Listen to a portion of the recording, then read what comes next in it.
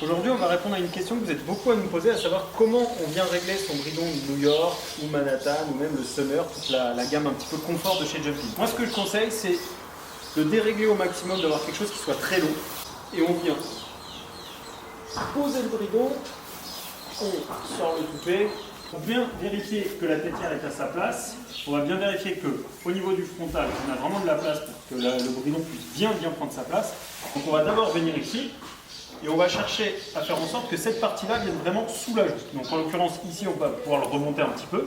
On vient placer un museroll bien ajusté. Alors ce qui est important avec ce bridon, on ne parle pas de serrer sa museroll, mais on parle de vraiment bien l'ajuster et la mettre au contact. Là, on est parfaitement réglé. On passe les petits passants.